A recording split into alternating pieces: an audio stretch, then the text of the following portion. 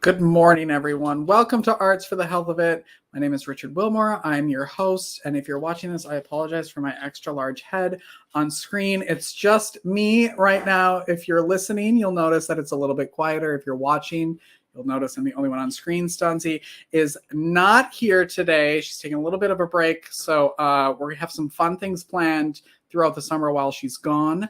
But hopefully you're not tuning in just for her because she isn't here. Please don't turn it off because she won't be here for a little while. But we miss her and we love her and you'll see her soon. But we have great people here, not to take her place, but to distract from the fact that she's not here. And today we have Tasha Golden. And I talked to her a few months ago to prep for this. I'm so excited to have her on the program to talk about all of the great research she's doing. She's an artist, she's a health scientist, an international speaker, and a consultant. She makes the science of arts and health relevant and usable for anyone seeking to improve well-being, creativity, knowledge, and connection. And that, of course, sounds 100% about what we're here to do and talk about. So why listen to me when you listen to Tasha? So let's start the show. Come along with me, and I know you'll see that a song changes everything. Hi, Tasha. Hello, thank you for having me. Thank you so much for being here. I was thinking about this yesterday of what we were going to talk about, and I love the fact that we get to talk to people from all over the world here on this podcast. So tell everybody where you are right now in the world. Where am I in time and space? I am in Louisville. I am in Louisville, Kentucky. And what time is it there? It is 10:38 a.m. All right. So how's the future? It's 9:30 here. How's the future? Looking good today? I am trying to believe that the future is not bleak. I am probably with a lot of other people. It's difficult the last few days, but I think that's why we do what we're doing here today and why we try to support one another and talk about the things that matter to us and that can reshape the world, right? Yes. I mean, arts have always been super important to you in your life. Can you talk a little bit about how you got into the work and what triggered you into getting into what you do? Well, okay. So I grew up in a conservative evangelical home. My dad was a pastor. And the reason that this is the root of my story is that eventually I became a singer-songwriter. I toured the world, and that was the thing that I wanted to do ever since I was a little girl. But the place where I started writing songs was in church, because where I grew up, women couldn't preach and we couldn't teach like mixed gender audiences, but we could definitely sing. And there was sort of like an honored space for music in like church services on the weekends. So starting from a really young age, when I felt like I had something to say to like people in my life or around me or in society, I wrote songs. And then because I had an in, because my dad is the pastor, I often, typically if I wanted to sing, I got to sing. So that became the way that music was my way to speak what was going on in my life and actually be heard.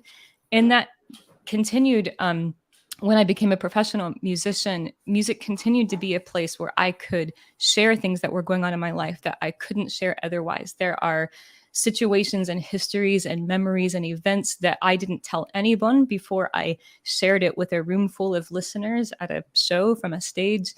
And music has always sort of represented that space where something that might be too big or too controversial or too scary or too intimate or whatever the case may be, for me to share in conversation or in typical exchanges like what we're having right now, music was the place where I could do that. So as a singer-songwriter, I had songs about things like domestic violence, my family's history of that, songs about my own history of depression or mental illness. And no matter where I went in the world, like whether it's like Chicago or Beijing, those were the songs that people lined up after shows wanting to talk about. So over the years, you wind up having hundreds of people who've shared really personal stories with you based on the songs that they've just heard you sing. And a lot of those people, in my case, followed up their stories. For example, like maybe a story of abuse in their history by saying that I'm the first person they had ever told. And for me, I understood that that meant, oh, this person has never told a doctor, never told a therapist, not even a spouse or partner. And I knew that for me, the supports around me in my life, being able to just share and convey what was happening in my life had been so important. And that had been out of reach for these folks up until they were in a music venue, up until they heard a song, up until they, were in some low lit place after a show someplace. And were able to share what was on their mind. So I became really interested in why that was happening. Why was a music venue or a song a place where I and other people could finally say something that we couldn't say otherwise? And how did that affect our health? And I ran into some of the same questions when I founded a program, like a creative writing program for girls that are incarcerated called Project Uncaged. And the same thing, those girls shared really different things in their poems and their songs than they ever shared in just conversation or like on the questionnaires that we gave them. So again, that question of like, what do we not know from people when we don't give them these other kinds of spaces? And what is it about art and creative writing and song and music that helps people share what's going on in their lives? And what does that mean for how we live this human experience and how we share it with each other? And that is why I wound up in public health, to try to research what was going on with that phenomenon and how does it affect not only our individual health, but our collective well-being.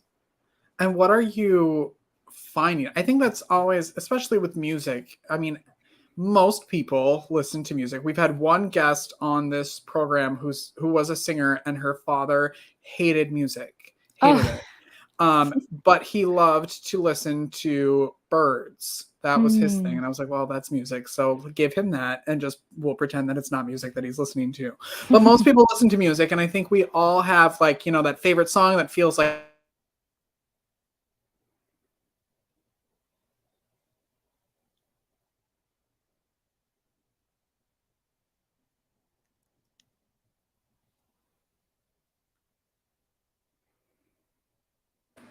I don't know what just happened. Apparently my mic muted itself. Oh, no. Sorry.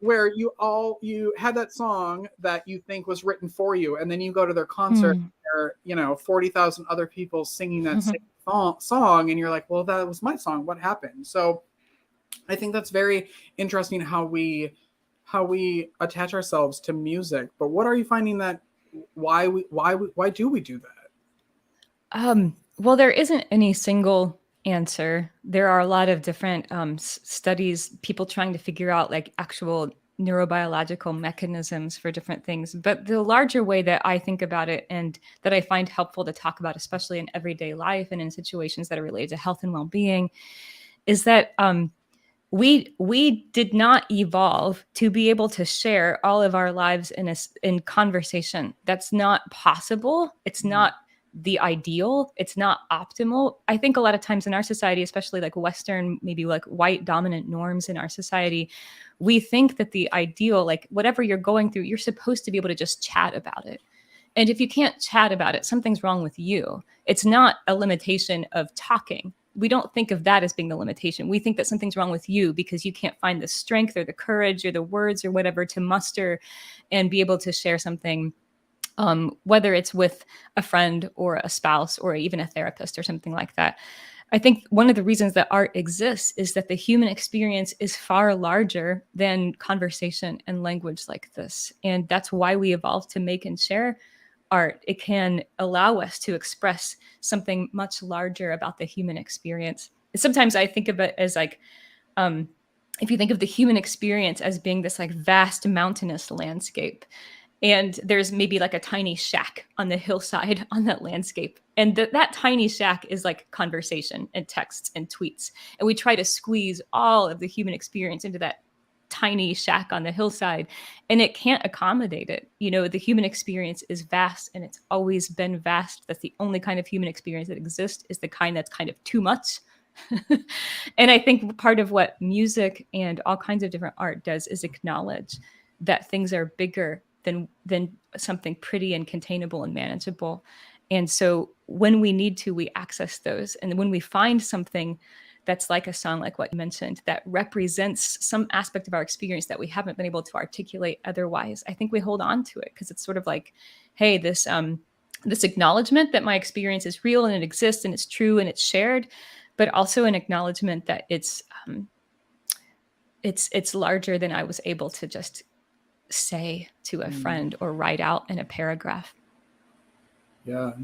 Were you, I mean, you were using music as a way to express yourself. Were you surprised then at the reaction from people at concerts that you were receiving, that suddenly they were telling you their stories? Like, how did you deal with all of a sudden being their therapist, kind of? Well, a lot of what I do now is I spend a lot of time now offering trainings to artists and arts educators, arts facilitators in trauma-informed practice. And a lot of what I'm doing, and when I'm doing that, is offering what I wish I would have had. I think people kind of don't realize, maybe people who are not artists know this hands down. Like anybody that I've ever talked to who's an artist knows this really intuitively. I think other people don't recognize how much people share with us as artists as a result of like what we kind of seem to make communicatable, talk aboutable through the art.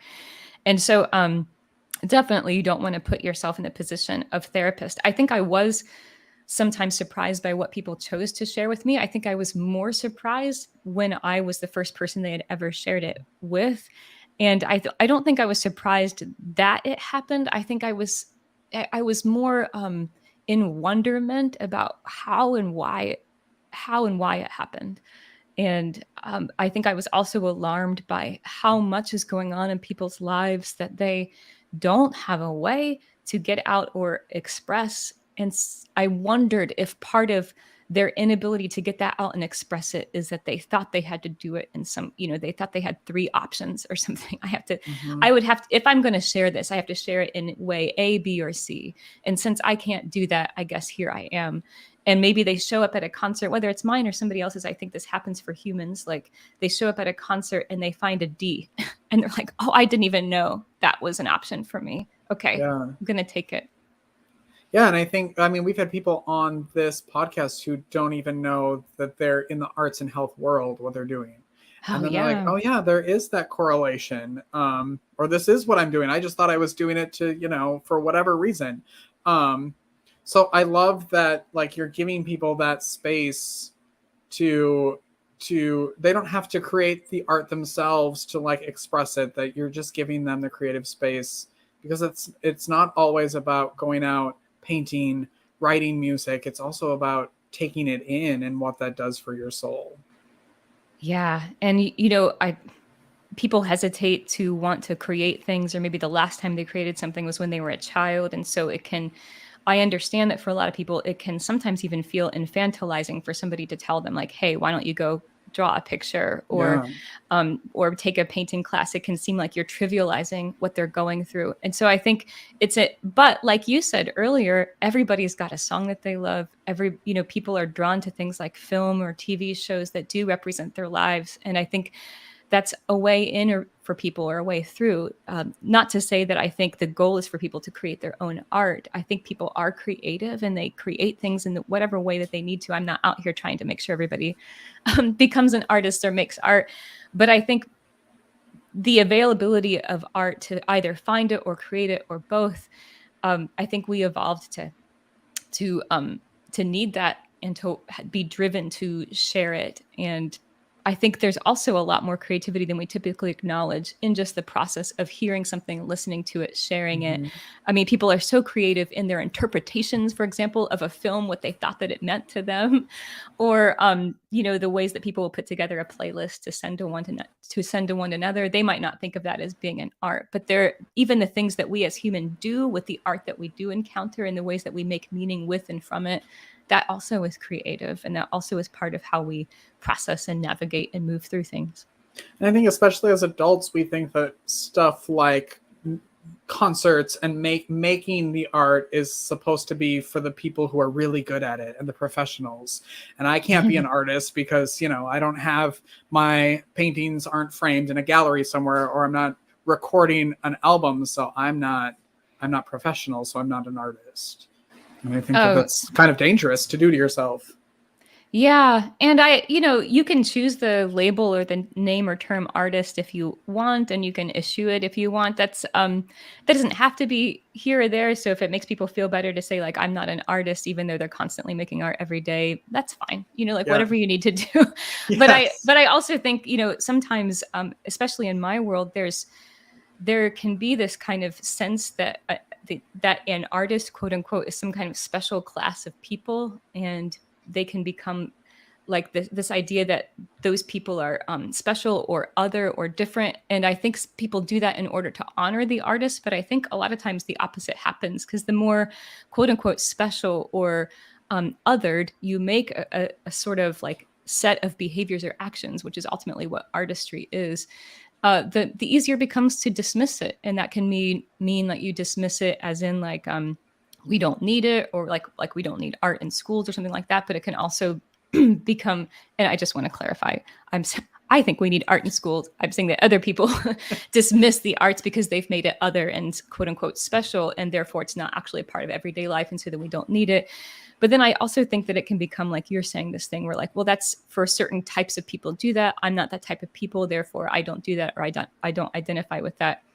And as somebody who has always identified as an artist and made my living as an artist, I feel very uncomfortable when people talk about artists as some kind of like special group of people who can do special things and see things in a special way.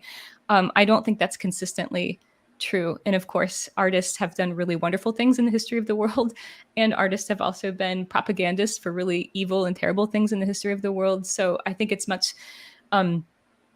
it makes much more sense for me and my sensibility to just think about humans doing the things that we have been made to do. Basically, we kind of figured out that we need art, that we make it, that we appreciate singing and making sounds with our voices. We appreciate seeing color or lines on pages or canvases, and we do things with the world around us. And that's just something that we do.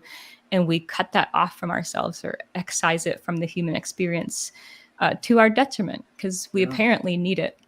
Or we wouldn't be doing it after these millions of years. Yeah. What was the last creative thing you did for yourself? Not necessarily like for work, but something that you did for yourself. I unexpectedly several days ago wrote a song. My partner was playing a kind of chord progression. It was late at night. I was getting to bed, and I heard the chord progression, and without wanting or needing to, a melody popped into my head to go with that chord progression, and I just took out my journal and wrote out the whole song. Wow. Which wound up being about kind of like this social media snafu that I was seeing, like, arguments falling apart, people trying to reach each other across difference, and it just becomes a little bit of a dumpster fire. And the song doesn't reflect all of that, but that's kind of what motivated it. And it felt really good to get it out. And the next day I had to sit down and be like, well, how does this sound on the voice? How does it feel to sing it? And it felt great to sing it. Do you record? I don't even know if this is a dumb question or not, but like, do you record every song that you write, or is it sometimes just like you need to get it out, like poetry almost? It's a mix. It's often, at first, it's just something that I want to get out. But from the time I was little, and this is not true, obviously, for every artist, I have always seen music foremost for me as communication. I think for a lot of the musicians around me, maybe they would say that music is foremost for them expression. And the nuance, like the lines between these two, are incredibly blurry for all of us, and it can change day to day or hour to hour. But almost always when I'm writing something, I'm thinking about what that might mean for somebody to share it. What might that mean? How does that help me feel like I'm connected with my fellow humans? And so I'm always recording stuff because I want to be able to come back to it later and maybe share it with somebody. How does that feel as the person who's taking the time to write, go out and perform? How does that feel then to have that sort of feedback from the people that are coming to see you or listen to you? For me, that has always been really rewarding and important. And I think that's because, like I said, my primary motivation for making art has always been to communicate. And I'm neurodivergent and I'm an introvert. And I think probably I always wanted to connect with my fellow humans and felt like I was inadequate at that in the sort of like quote unquote normal ways. And so I think from the time I was a very little girl, I was trying to find like, what is the way that I can communicate that people will hear me and they'll appreciate it and they'll listen. And then we can have a conversation about what they just heard. So when that happens, it's one of the most rewarding things in my life. Like I remember telling, people when I was very young that like the best thing that could happen when I shared a song was for somebody to say something like, oh, I felt that same way before and have never been able to articulate it. And you did that for me. And that's hearing that is probably, one of the most rewarding things that I've been able to experience. How would you describe, this is sort of going to be, I guess, maybe a 2-part question. How would you describe your music and what type of music do you love to listen to? Well, I don't know how I would describe my music, but other people have described it as something like romantic, lush pop. It's a little bit like folk pop. So that is our music. It's been, like played on folk radio, but also played on other like pop stations or retail stores and airplanes, apparently, or airports, I mean. And what was the second part of your question? Like who you listen to or the type of music that you love to listen to. What do you connect with? Oh, it is always changing. And for the last few years, actually, I've found it difficult to sit and listen to music because it's almost, I found myself almost overwhelmed by it. It's a little too much. But I will say, just to give a shout out to her, I think the album that I've been coming back to over and over again the last few years has been an album by a singer-songwriter named Kim Taylor. I think it's called, oh man, this is terrible of me. It was called Lessons, something like that. But it's just a very Americana kind of album about like basically life being challenging. But some of what I love about it is the way that the drums sound just nice and deep and stark, sort of like an Alison Krauss record or something like that. And then and the gentle plucking of the guitar strings, and there's something very soothing about it, I think, because the songs sort of like acknowledge that life is challenging and you just want to sit in that acknowledgement sometimes. So that's been a reliable go-to for me during a time the last few years when I felt like sometimes listening to music is too much emotionally. That one's been a good one.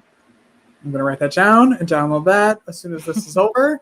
We're going to take a quick break and come back with Tasha. And I want to talk about the articles that you just had published, which is, I'm so excited and very proud of you, and you should be too. I'm sure it was a ton of work. And then also, I want to know what people can start doing today. If you have tips for people to start integrating the arts into their lives, something easy for them today. So we'll take a break and be right back with Tasha Golden after this. Whether you consider yourself a musician or not, music is all around us, and it affects our everyday lives. Whether it's background music influencing our shopping habits in a store, organ music adding the vibe to a baseball game, or a playlist convincing us to keep going on that last mile of a run.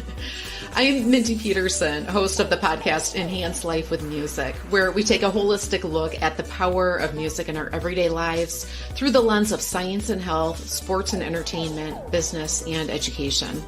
You can find me and Enhance Life with Music at mpetersonmusic.com/podcast or wherever you get your audio. Unleash the power of music. Medical professionals are burning out at an alarming rate. Burnout can cause health workers to feel hopeless, trapped, helpless, worthless, depressed, sleepless, and tired. By joining the Hearts Need Art Gratitude Grams program, medical staff receive a personalized email and video from a musician, an artist, or writer once a week that includes a message of thanks, an encouraging song, uplifting poem, or a simple art activity. After watching their gratitude gram, participants report feeling more hopeful, empowered, energized, and appreciated. If you are or know a healthcare worker that would like to receive free gratitude grams, please visit heartsneedart.org. Kim Taylor, Songs of Instruction. We're back. That's not who we're talking to, but maybe we'll surprise her next week. But we are here with Tasha Golden. That is who she was talking about, who she's listening to. Now, tell us about the articles that... I want to know how long these take to write, like what this process was, and why you did it, and like what I hear a lot about, like, oh, that's a white paper, that's an article that was released, but what are those, for people listening, me included, like what are those used for? And I want to hear your process behind it. Oh, well, they're all so different. Like in the like academia or the scholarly world, like, some people can churn out articles every few weeks, or some people, some studies can take several years. So it just depends on what you're studying. The articles that I just published took a really long time, in part because just the peer review process with the journal was delayed because of the pandemic and stuff like that. But the study itself was also a little bit of a long time running. But what it was is, at the time, I worked here in Louisville, Kentucky with something called the Youth Violence Prevention Research Center, which is a CDC-funded organization designed to, like it sounds, try to do research that would help prevent youth violence.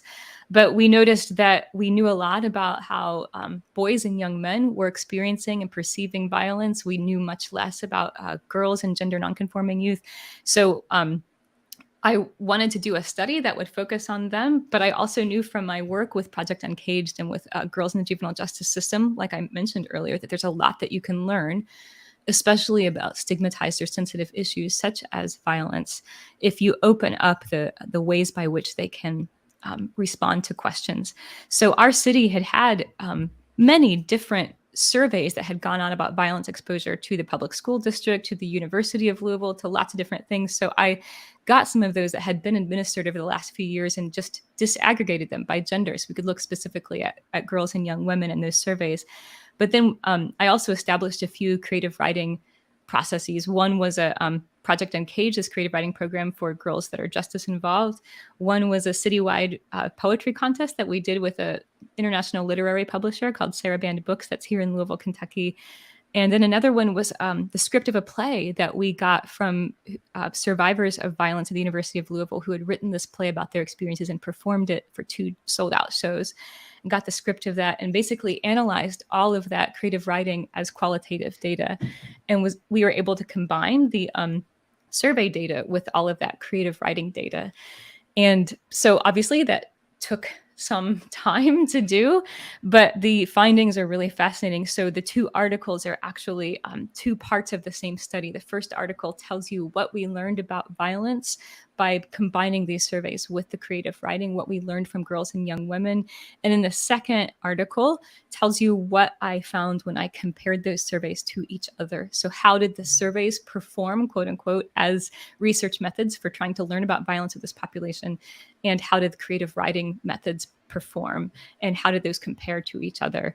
So there's a lot to talk about there, but a lot of it is driven by this history and this question that I've had for my whole life about how and why the arts help us communicate about things that are otherwise difficult to share or open up about. And I know you sent the links to us, so we'll put those in the notes and in the comments if you want. Are those on your website as well? They are, yeah. Okay, good. And what is the best way that people can connect with you and reach out to you? My website is just tashagolden.com. And there's a lot of information there about my articles and publications, both academic articles and other things as well. And then you can learn about other things that I do, workshops or trainings or talks that I give, if that could be useful to you. Yeah, and I think is it one of your workshops that's titled How We Human? I have had workshops titled that, but it's not titled that on my website. Okay. But yeah, just trying to help people use the arts to embrace what it is to be human. Yeah, I love that I can't take the credit for titling this episode How We Human. Tasha totally did it, but I loved that title. I feel like that should be the title of the podcast because it's so important. Like the arts should be so integrated into how we are people. And I love that you're doing to make that people don't have a do you have any tips? I'm so sorry you cut out just a little bit when you were asking your question. Sorry, I was wondering if you had any tips or something that people could start today to start their creative practice.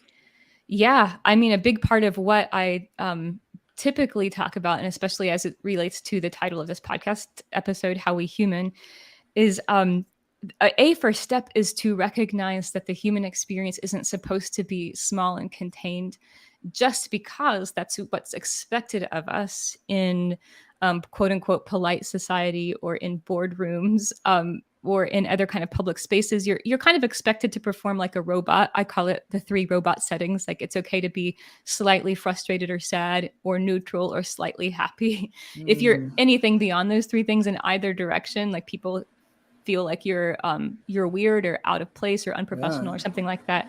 But those are arbitrary settings that are just socially constructed. It's not like that's actually how we human. The human experience is really, really large, and especially the last couple months, for a million reasons, have been so difficult for our society. There's so much going on here in America, and I think one of the ways that we add suffering to the suffering that we're all legitimately and justly experiencing is that we think we're not supposed to be feeling it, or we think we should be able to contain it and just keep hustling and keep doing whatever we're doing every day. So my suggestion is usually to, first of all, no, you're not supposed to be able to squeeze your experience into those 3 robot settings, or, like I said earlier, the tiny shack on the side of a mountain. The human experience is supposed to feel like a lot. And so whatever you need to do to be able to express that or share it, do it. And it doesn't have to mean like go color a picture or go get a guitar out and write a song. It just means don't expect yourself to be able to reduce your experience to a text or a tweet or to a conversation with somebody else. Expect that you may need some other way to communicate or share or process your experience. And that might be a certain film that you watch with somebody else and you say, hey, that's how I'm feeling. It might mean you put together a list of a few songs that you can just sit with, or maybe you send them to somebody else. It might mean that you draw a picture. It might mean that you take some time watching somebody else paint or draw something online, whatever it is. But the main point is not you need to make art, or that art is some kind of panacea or silver bullet. The main point is that art is part of how we human. And whatever it is that helps you to acknowledge that and accompany it, find it, do it, use it, regardless of how it's labeled or what you think it, is it creative? Is it art? Doesn't matter. Find what you need. And I think you said it a couple times that I always try to tell people, is that it doesn't have to be shown to everyone. It can be just for you. And it doesn't have to, don't go in it thinking I have to draw this or do whatever to show people. It doesn't have to be about that. You can crumble it up and throw it away and be done with it, or keep it in your own notebook. It's just that how important it is to do it in any way that you're doing it. Tasha, I want to be you when I grow up. I think you're amazing, and I want you here all the time, even though I know you can't be. But go to TashaGolden.com, learn more about her, connect with her, download her music. You're amazing. Thank you so much for being here today. Thank you so much for having me. It's lovely to see what you all are doing with this podcast and how you're connecting with people. And I'm glad to be a part of it. Thank you. Thank you. If you're watching or listening, make sure you subscribe wherever you're doing that, and come back next week for more episodes. We'll see you later, everyone. Bye. Bye. Thank you for listening to Arts for the Health of It, a podcast produced by Hearts Need Art, creative support for patients and caregivers, in partnership with the National Organization for Arts and Health.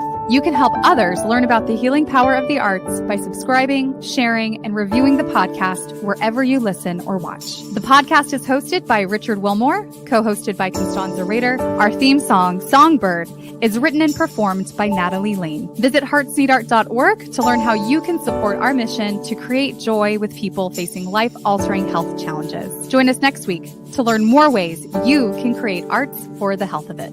The views expressed on this podcast do not necessarily reflect the views of Hearts Need Art, their staff, board members, or other affiliates.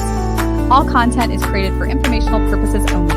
This podcast is not intended to be a substitute for professional medical advice or to diagnose and treat any health condition. Always seek the advice of your physician or other qualified health professional with any questions you may have regarding a medical condition. Never disregard professional medical advice or delay in seeking it because of something you heard on this podcast.